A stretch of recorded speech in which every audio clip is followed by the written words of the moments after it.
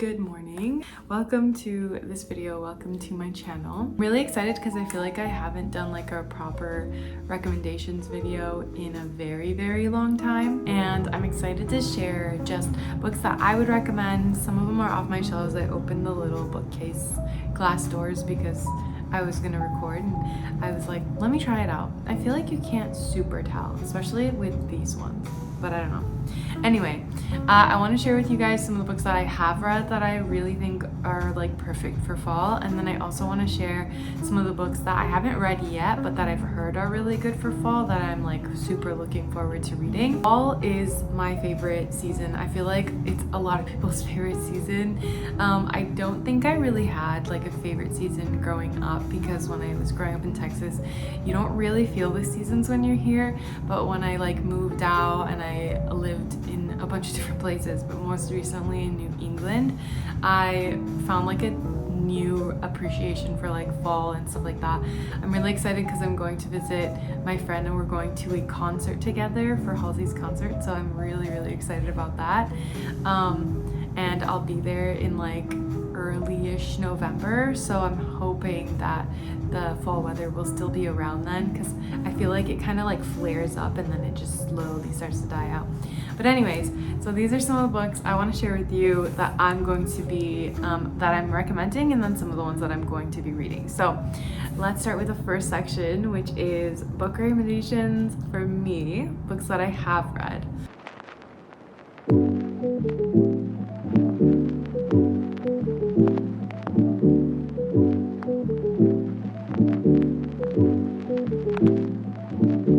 So we're going to start very strong, in my opinion. I also have like a little stack next to me. Juniper and Thorn by Ava Reed.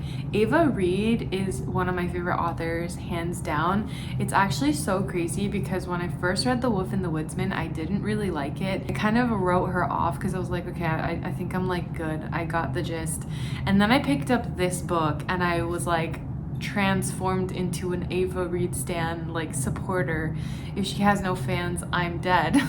And even though like not all of her books really hit for me, the ones that hit really well. So this one, Juniper and Thorn, is my favorite thing she's ever read. It's very witchy, it's very, dare I say, like gothic. It's very dark. There's magic, there's darkness, there's secrets, there's sneaking out, there's desire, tension. I really love this book, and just the topics that it addresses within this like fictional, fantastical setting and with these characters. I remember like certain details about it, right? But like I couldn't explain the plot to you very clearly. What I do remember is that it's about this one, it's about our main character, Marlin.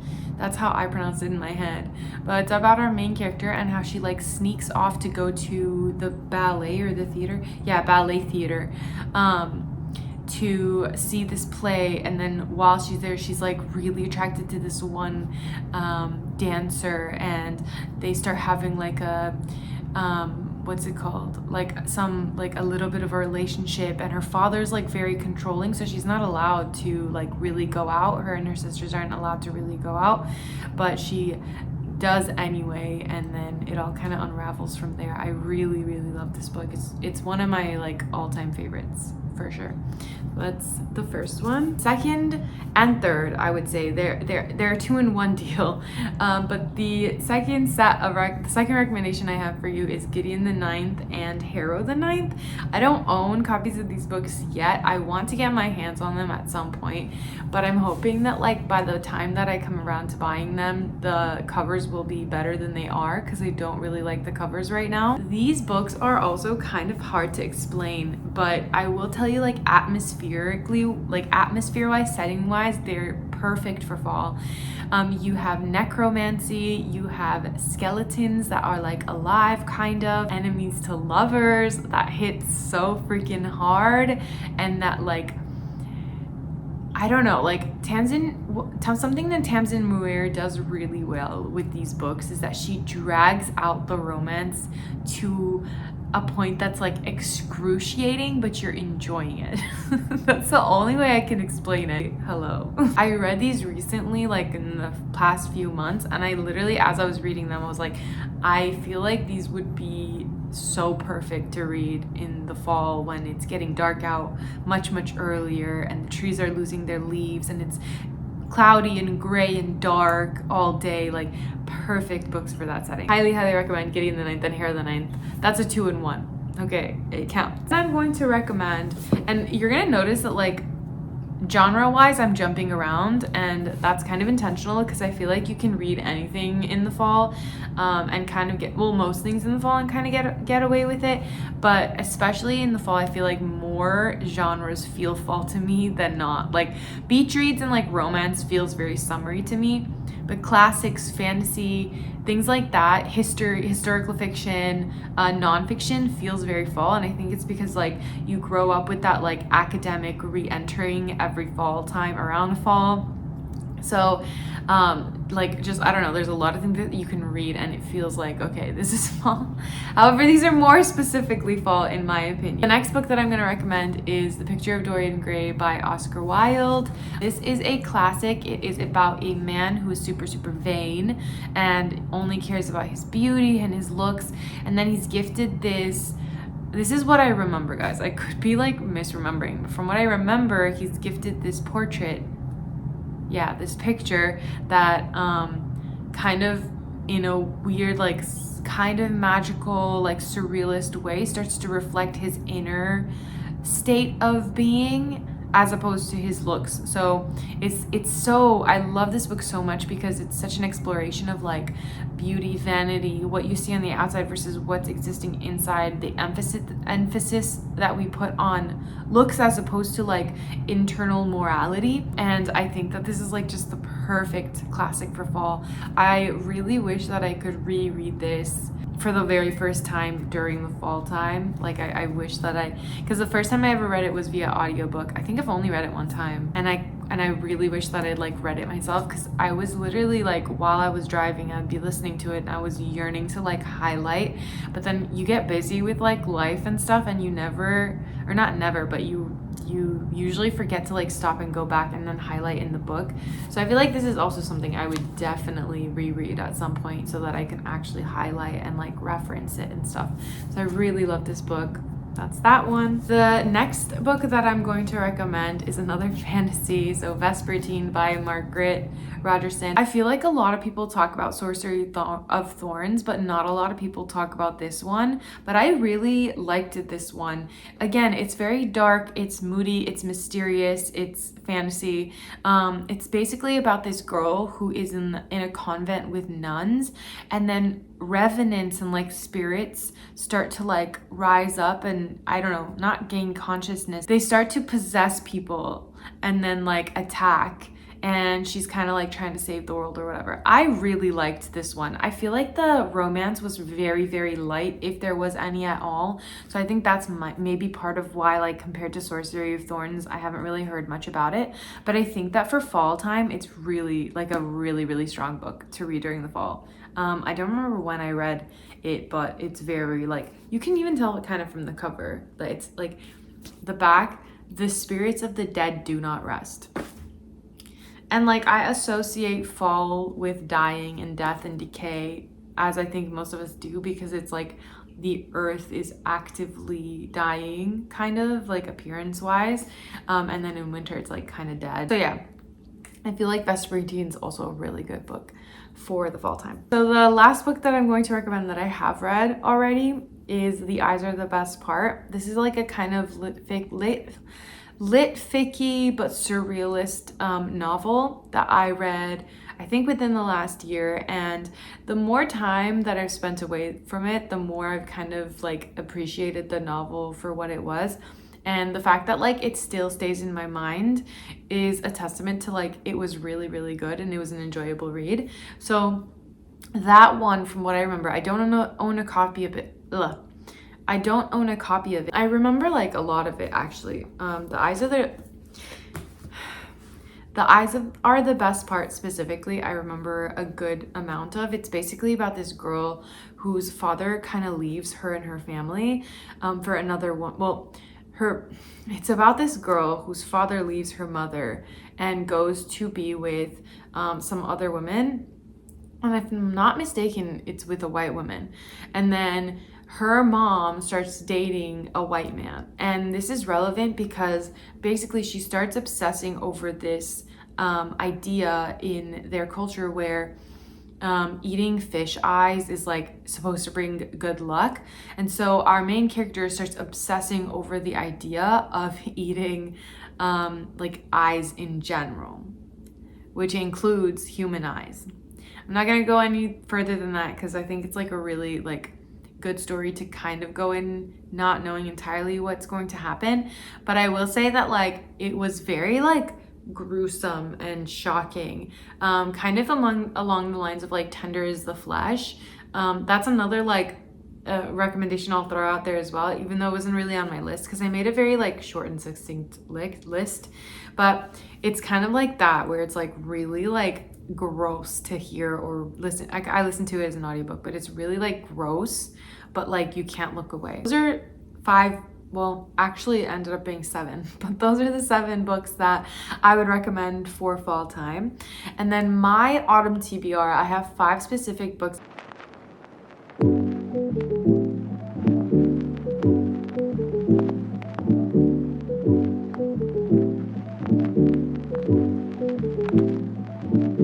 I didn't want to make like a super long list because like, yeah, I have a lot of books that I've read that I think that would go well with fall, but I wanted to give you guys like a succinct list, if that makes sense. And then for my autumn TBR, for my own TBR, I also didn't want to like overwhelm myself with options. So I have 5 plus an honorable mention that's actually from my like book club. So the first one, I don't own a copy of it, but it's a sequel to The Interview with the Vampire Lestat.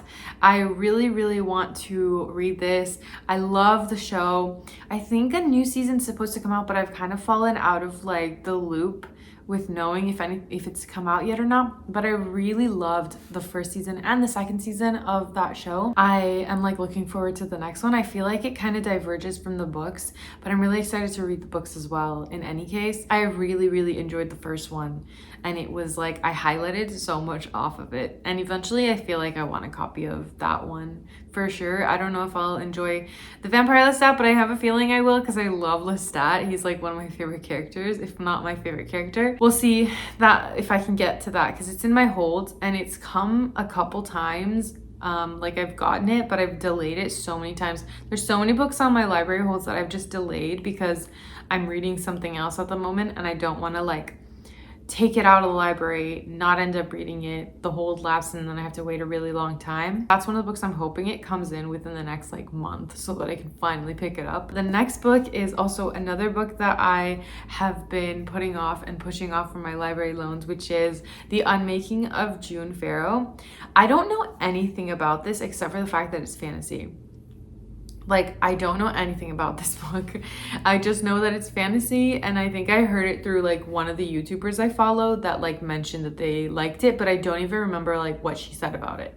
So I don't know why I added it to my list, but it's giving fall for me because it's fantasy. So we'll see what it's about when I read it because I genuinely have no idea. The next book on my personal TBR for fall is The Lamb. I don't know too much about this one either, but I do know from what I've heard distantly, it has to do with cannibalism and possibly mother and daughter relationships, and maybe both or something like that. And saying that out loud kind of reminds me of another one of my favorite books, which is Woman Eating, which is also another good recommendation for the fall, which that one has to do with like mother-daughter relationships as well as like hunger. In that case it's like a vampire, but like literal hunger as well. And I really love that book. So I'm thinking The Lamb will probably be along those lines, but I don't know entirely yet. Then I have The Vegetarian. I actually bought this the first time I ever went to book club because they were talking about Human Acts, and I liked Human Acts, but not enough to own a copy of it. But I've always been super, super interested in this book, especially since I read The Eyes Are the Best Part, because this was a comp title for that one, like in the query letter that the author wrote, she comped it to The Vegetarian. And then what's really fascinating and that made me more excited for this as well is that I was at book club last night and we went around in the circle and everybody was talking about like what was their favorite Hong Kong book. And that's the right way to pronounce it, by the way. Some people last night were saying Hong Kong, which is what I was saying. And then some people were saying Hong Kong. And I'm trying to say it like as close to the actual pronunciation. So it's, I think the way that I heard the narrator say it, because I'm listening to We Do Not Part right now, is Hong Kong. So I hope I'm not butchering that. I'm trying really hard to pronounce it right. But yeah, anyways, I'm really interested in this because like I've heard whisperings about what it's about, but I don't entirely want to know too much going in. I really like my books to surprise me, but especially books that I know are gonna have like a specific vibe. I want them to give me the vibe themselves. I don't want to go in being like, this is the vibe I'm going for, if that makes sense. Like I want to know kind of about the vibe, but I don't want to know details about the vibe. I'll figure out the vibe once I'm at the function, okay? But yeah, it seems like really like freaky deaky, and a lot of people last night were saying that this was their favorite between this one, Human Acts, and We Do Not Part, which I didn't finish it in time for book club, but I'm like 90% of the way through, and I think that We Do Not Part, between that one and Human Acts, We Do Not Part is my favorite. But anyways, I'm really excited to like read this one too because like I've heard a lot of good things about it. So there's that one. And then I also have the Safekeep on my list. The Safekeep has been showing up a lot, I think, on all my lists. And it's also been a book that I've had to delay from the library over and over again because I'm so fascinated by the premise, and I do think that like the ideas of like obsession and desire especially work really well for fall in my mind. Like I think there's just something about unnaturalness or like the unnatural, even including within like human behavior. So like obsession, kind of, not that that's like super unnatural, but it's like you're not supposed to be obsessed with things. I think like obsessed in its literal word, because obviously we all use it like in like what's it called, like modern language, the way we do, but you're not technically supposed to actually be obsessed with anything, right? So the idea of like obsession is very fascinating to me, and I think that I'm going to like, I have a feeling I'm going to enjoy this one. So yeah, I know a little bit about it. I know that there's like a relationship in this book, and then there's like hauntings and obsessiveness. So maybe like a little bit around Wuthering Heights. I'm realizing that I'm throwing out a lot of other recommendations while I'm talking, but like when I'm thinking about the Safekeep, obviously it's not the same thing as the Wuthering Heights at all, but I do think that like some of the themes maybe overlap from what I've heard. Obviously I haven't read the Safekeep yet, so I don't know. I feel like I'm jumping around a lot because I also have 2 honorable mentions. I thought it was 1, but I have 2 honorable mentions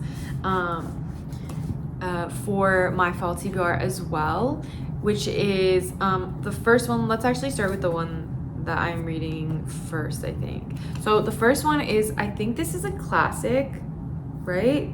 When was this written?